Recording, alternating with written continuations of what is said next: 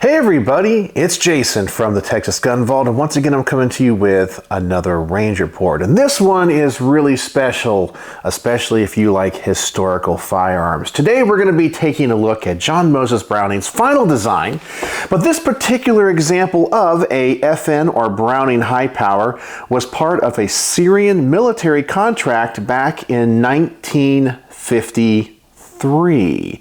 Yeah, isn't that really cool? This is a really old Hi-Power. It still has an internal extractor. You can take a look at that Syrian insignia right there.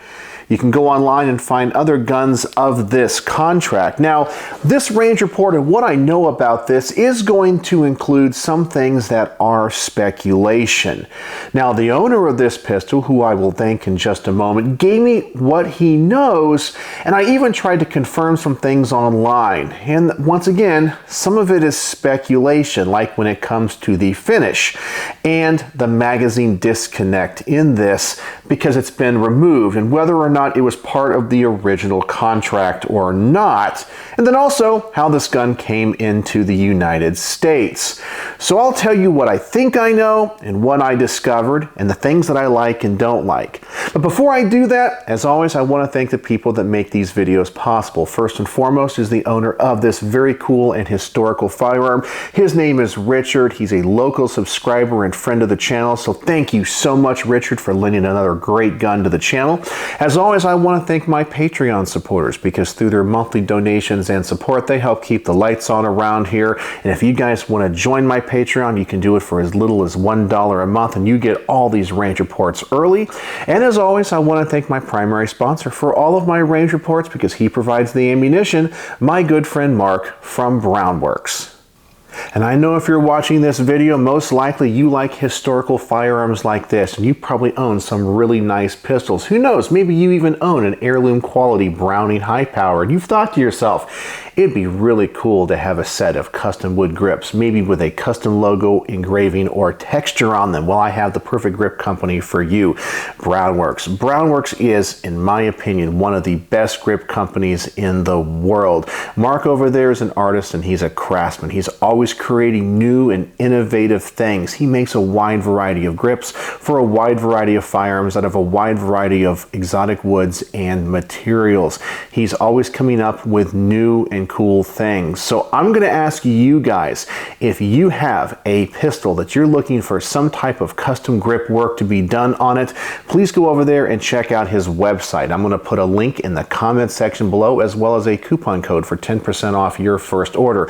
Go over there, check out the website, see what he has to offer, and if you don't find what you're looking for, please make sure to contact Mark. He has amazing customer service, and he's more busy making grips for his customers than he is updating his website. He'll definitely hook you up with what you're looking for. And when you do contact him, please tell him the Texas Gun Vault sent you. All right, so let's talk about what this pistol is. I've already told you a little bit about it. It is a 1953 production, early Browning Hi-Power, made for the Syrian military. Once again, there is that insignia. And if you go online and try to find other guns of this contract, you can find them, and you'll find that special insignia on there denoting it is part of the contract. This is an all numbers matching firearm, so the slide, the frame, and the barrel all match. Now, some of you might be astute and go, wow, what kind of finish is that? Is that original? And as far as I can tell, it is not the original finish. All of the guns of this particular contract back in the 50s would have been Parkerized. And this one obviously is in some type of satin nickel finish. Now, when I was talking with Richard, who lent this to the channel, he told me that upon some of his research, this could be, as I said, this could be, not 100% sure, an Israeli battlefield pickup, because it was known that when the Israelis fighting various wars in the Middle East would collect firearms from the battlefield, sometimes the soldiers would take them home, they would refinish them in this particular finish that they thought was more durable, especially for the desert environment. However, there are no other indications on this pistol that that is the case, except the correlation that it has this particular finish. This could have been added once it was imported to the US. When Richard purchased this also had the magazine safety disconnect removed. I went online and tried to find other guns of this contract, and it was hard to tell if they all had this safety or not. So it may have been removed once again after coming into the country. Definitely something that has been replaced, and Richard did not replace them, and he bought the gun this way, was the sights. So some very old night sights were installed on this. So that might lend to the theory that many of these modifications were done in the aftermarket once it was imported. In case you are wondering, this gun was imported by Century Arms. In fact, that's one of the things I'm going to talk about and the things I don't like, because I don't think they did a very good job when it comes to marking this particular firearm. So that is what I know about this, but so much of it is original to the contract. I guess one more thing I should mention, and I told you earlier, this does have an internal extractor, which is kind of rare because quite early on in Browning Hi-Power production, they went to an external extractor. So if you buy one today, you will have an external extractor. This one has the internal extractor, very much like a 1911. So we see the back of that extractor here.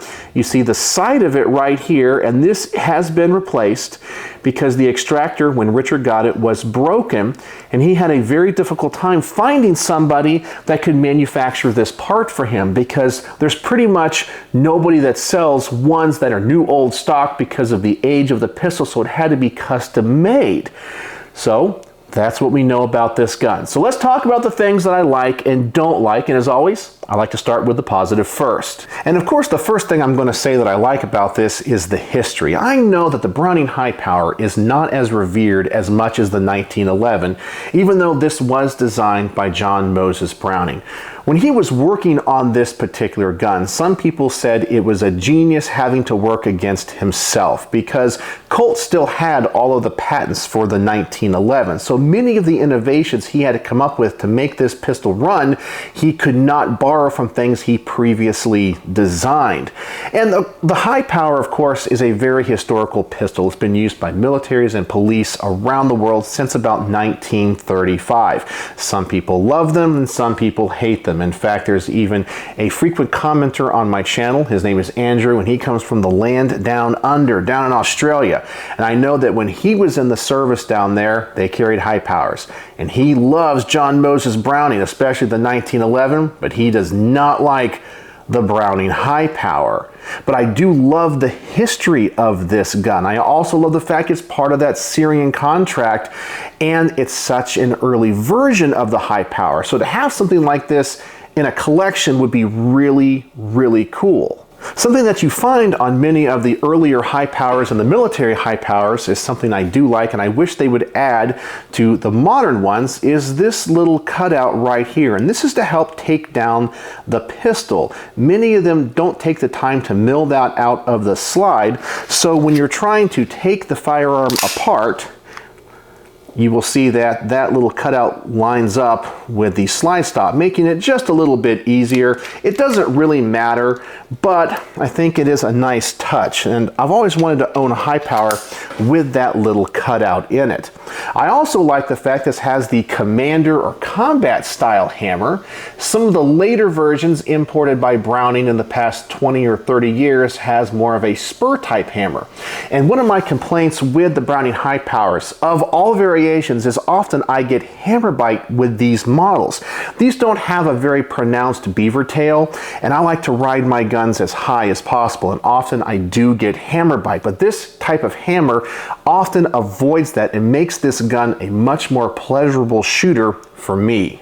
The last thing I love about the Browning Hi-Power, and this goes for almost all John Moses Browning designs, is I really feel like he did a great job with the angle of the grip and the style of the grip. All of his designs just feel very natural in my hand. You know, some people complain about the grip angle of Glocks. Well, nobody complains about the grip angle of Hi-Powers or 1911s. even though he probably wasn't an ergonomist, I guess if that's even a word, John Browning just designed guns with that in mind, that what is it going to be like to shoot this gun and can it be comfortable? And I find that the Hi-Power, while it might be a little bit too wide, it just sits in my hand really well, thus making them pretty good shooters, especially if I have one that doesn't give me hammer bite. But now let's talk about a couple of things about this gun that I don't like. And the first two things about this gun that I don't like are the typical complaints of the Hi-Power. The first is the safety. Now, this has a safety in the same place as a 1911, but to actuate this is a little bit harder. It's definitely smaller, and it doesn't really stay locked in as well. It doesn't have that same detent that you find on a 1911. And because of this, a lot of people say you should never carry one of these cocked and locked. Now, the other thing is that the magazines don't quickly drop out of the gun. This is more of a European gun. Americans, we like to push that magazine button and have that magazine fly out. And this gun, you don't have it. Often you have to strip that magazine out. Now, when Browning imported many Hi-Powers in the past 25 years, they added a little spring to the bottom of the magazine, which helped eject that magazine. But this thing, you definitely got to strip those mags out. As I said, it's more of a traditional European thing. Americans just like those mags that fly out. And that's something that I would really like to see on this particular pistol. Now, when it comes to this particular example, one thing I am a little bit sad about is what Century Arms did to the importation marks. Now here, when you import guns into the United States, you do have to put on a serial number and you have to put on who imported it.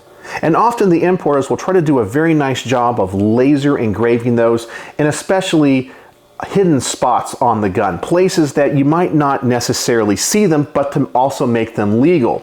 However, Century Arms, I think, did a pretty poor job on this. It looks like it was an electro pin. As you can see, there is their CAI mark and where they're located. And here is the Made in Belgium mark. I think that looks not as attractive as it could be. They could have spent a little bit more time, maybe found a nicer laser engraver that could do it, maybe put it on the front strap or somewhere else on the gun where it would still be legal, but it wouldn't be as obvious. And I just don't think that marking looks very nice at all. So it's not bad. I think it does detract away from the beauty of the gun and the history of the gun a little bit, especially because you have all those other cool proof marks, the original FN marks, and of course you have that Syrian logo on the side, and then you have what looks like an electro pin with those engravings. And I think that just takes a little bit away from the coolness and the aesthetics of this firearm.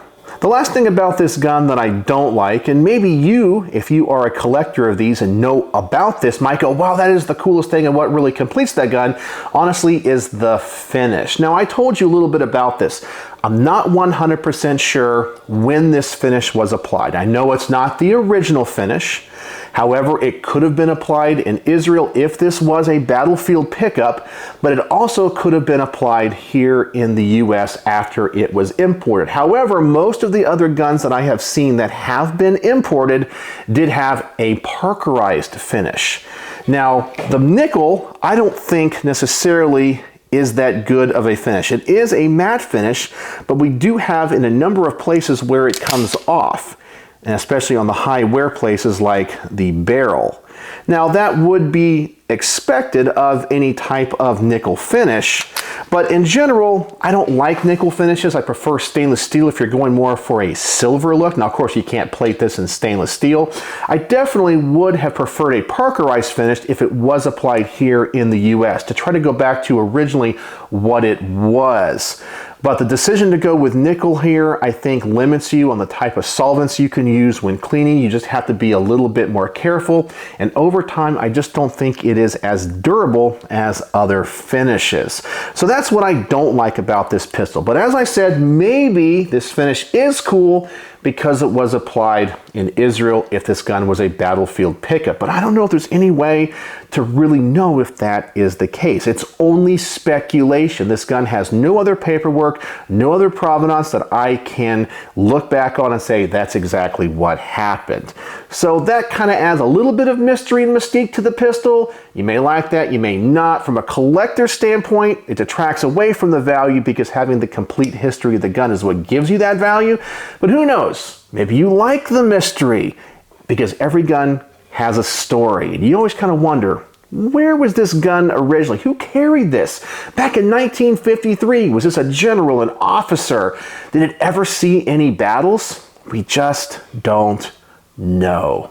All right, so I've talked a lot about what this gun is, so let's get it to the range. My first shots with this, I'm going to load up one of these magazines. I'm going to set up the target like I always do at 7 yards. I'm very curious how this gun is going to shoot. It's had that extractor replaced. Is this gun going to give me hammer bite? Well, we're going to find out. So here we go, 7 yards, one magazine, and my first initial thoughts and impressions.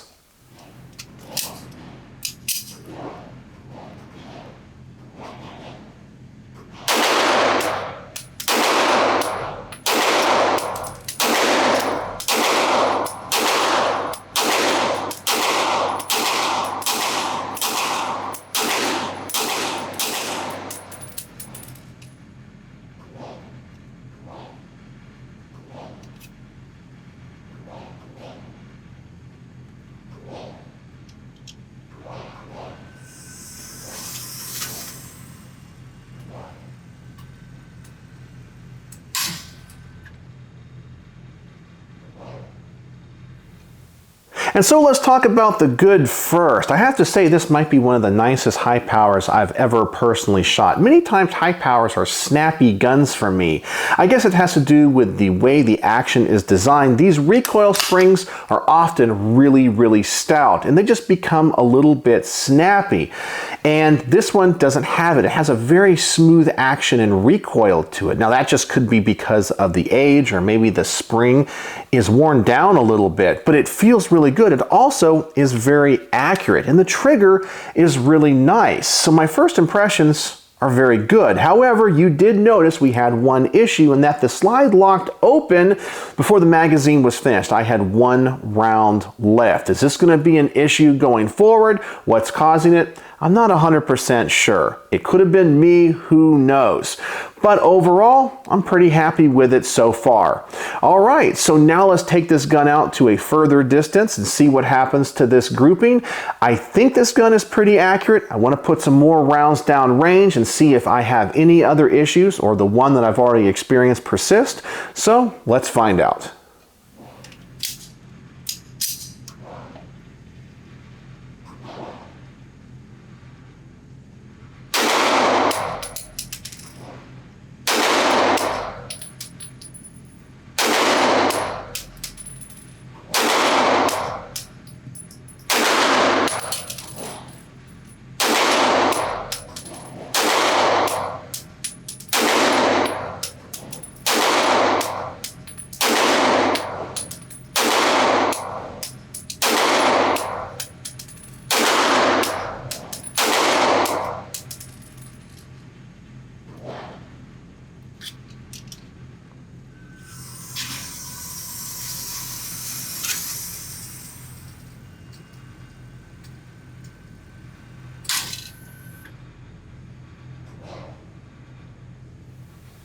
And I have to say, so far this gun is exceeding my expectations. It feels so good in my hand. This is the nicest Hi-Power I've ever shot. I would really like to get this in the hands of my friend Andrew and see if he would like it. As I said, he always makes fun of the Hi-Powers, and this one shoots really nice. I don't get the hammer bite. It's smooth. I really like it. Andrew might like it too. But it's doubtful because he just has a bias against them. But so far for me, I love this thing.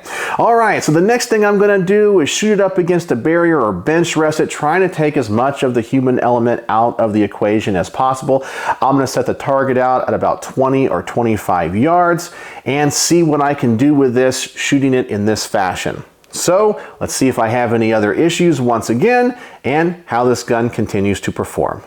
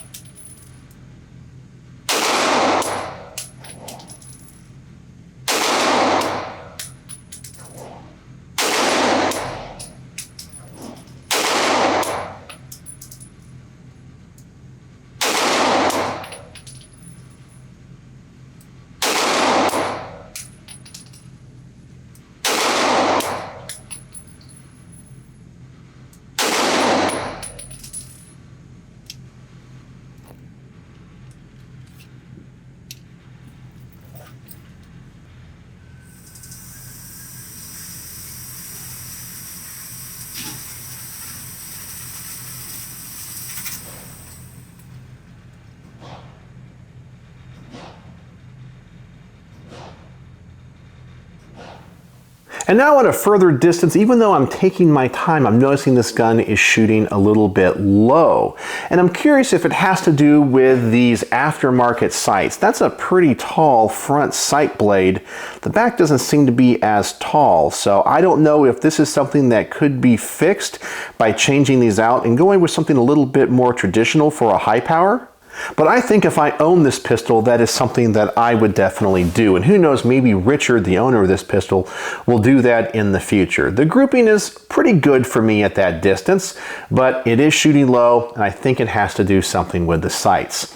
All right, so the next thing I want to do is the quick magazine change and shoot fast test. I like to shoot guns fast, and this trigger is really good. It doesn't have that magazine safety disconnect in it. It's smooth. It has a pretty darn short reset. I think I'm going to be able to shoot this thing pretty fast. But then when it comes to the magazine, I think this is what's going to slow me down. Once again, I've shown you, I got to strip that magazine out of there. And this gun doesn't have a very big mag well, so finding that mag well to reinsert that might make it go a little bit slower than what I'm used to. So let's find out how fast I can shoot this, how fast I can change the magazine out, and how fast I can get the gun back in action.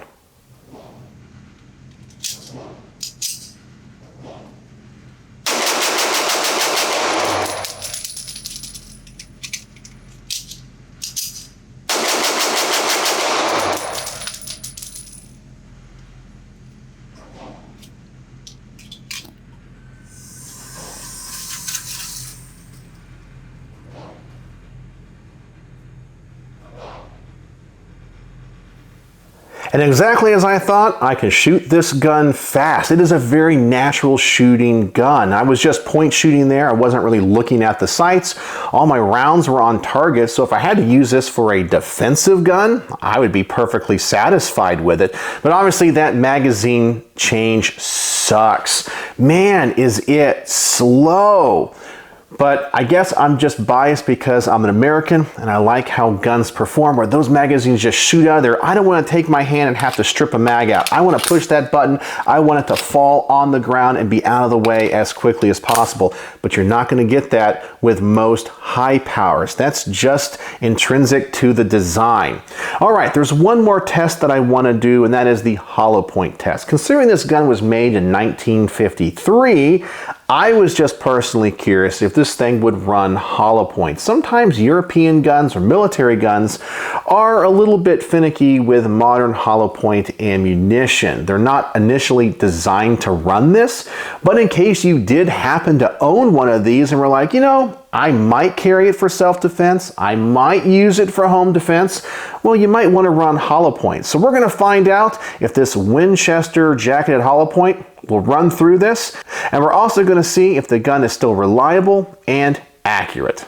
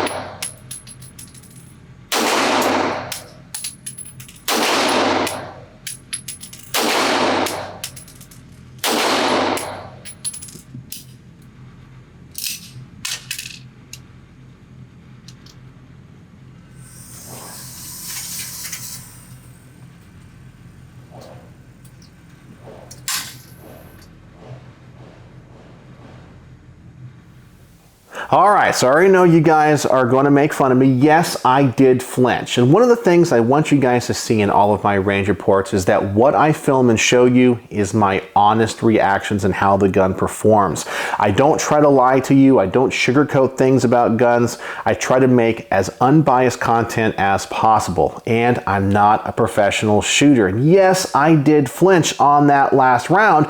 And you're asking what happened? Well, the magazine did close and chamber around. However, it was a light primer strike. Now, this could be the ammunition, but I also think it could be the firing pin. Richard did not tell me if the firing pin has been replaced. If it's the original firing pin and this gun has seen a lot of rounds, well, we could have a weak firing pin spring, but also the tip of the firing pin could be a little bit worn. And if you have modern ammunition and maybe the primers in this ammo is a little bit harder, you might not get a full powerful strike on that. So that's what happened to me. Yes, I did flinch, but as you saw from the results, the gun seems to be exceptionally accurate, and I didn't have any feeding issues at all. So I know this thing now runs hollow points. All right, there's one more thing I want to do, and that's give my wife Becky a chance to shoot this. She always likes to try every gun that comes through the Texas Gun Vault, and she likes historical guns just like I do, probably because she hears me talk about them all the time. So I'm curious if she's going to have any issues with this. Is she going to have hammer bite? And what is she going to think about the recoil? Sometimes, as I said, these are a little bit snappier, and she likes smoother action firearms, but this one seems to be great. So let me load up a magazine and give her a chance to shoot it as well.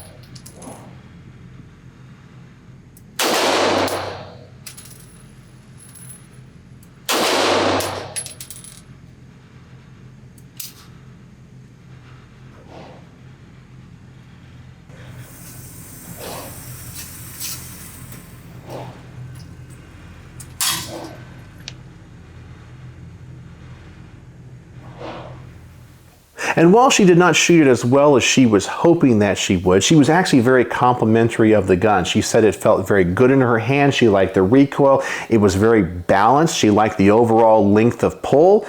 She really liked the way it shot. She just wishes that her grouping was a little bit better. You'll also notice that we did have another light primer strike. So once again, this could be the ammunition that we're using, and I was letting her use that hollow point ammunition as well. And it also could be the firing pin or some issue in that. But I didn't have any other issue with the range ammo I was using before. So it could be an ammunition issue, or it could be a firing pin, or maybe even a hammer spring issue. But all that stuff would be easily fixed. But we didn't have any feeding issues or ejection issues.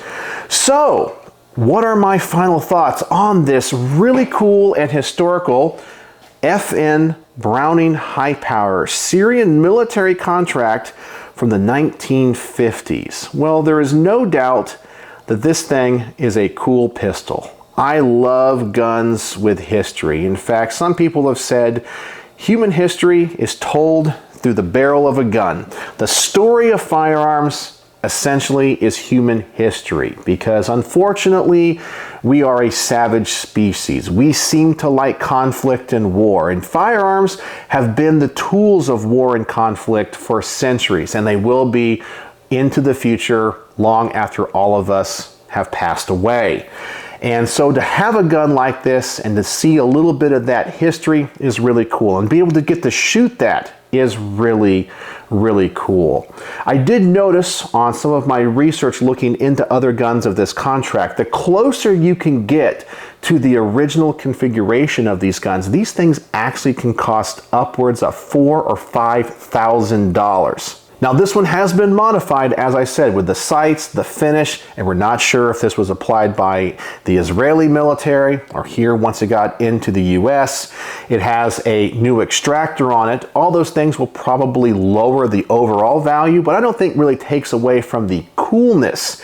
Somebody might want to try to refurbish this back to its original condition, or if they can, actually get provenance and written documentation of what this pistol has seen and done, but I don't even know if that is possible. But regardless of any of that, it definitely is a really cool piece of world history. And just to get to shoot this and hold it here in the garage is really cool. Overall, it was the nicest shooting Hi-Power I've ever shot. It feels good in my hand. I love the recoil, great trigger, low recoil, seems to be really accurate. It's a great practical pistol. It was a lot of fun to shoot, and so it really did exceed my expectations. We did have a couple of issues, and once again, I couldn't narrow it down. Was it the ammunition? Is it something with the gun? I can forgive all of that, and I'm not going to take away a lot of points for that. After all, the gun was made in 1953. But man, the coolness factor, I think, is just off the charts on this one. So on my star rating, how would I rate the 1953 Syrian Contract Browning Hi-Power? Well, I give this thing 4.5 stars out of 5. It did exceed my expectations. I wasn't expecting a surplus gun like this to shoot this well. And while I like the aesthetics of the Hi-Power, normally I don't like them as much as I would hope that I would, but this one was a real pleasure to shoot. I did have a couple of those issues, and there are a few things about this gun that if I owned it, I would change. But as it sits, it is still cool, it is still historical, and it's just a great gun. So I want to thank Richard for lending this to the channel. It was an absolute pleasure to shoot, and definitely something different that not a lot of other YouTube channels get to create content with.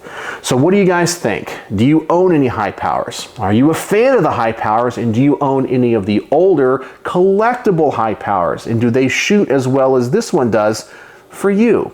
I would love to know in the comments section below. So, as always, thanks for watching.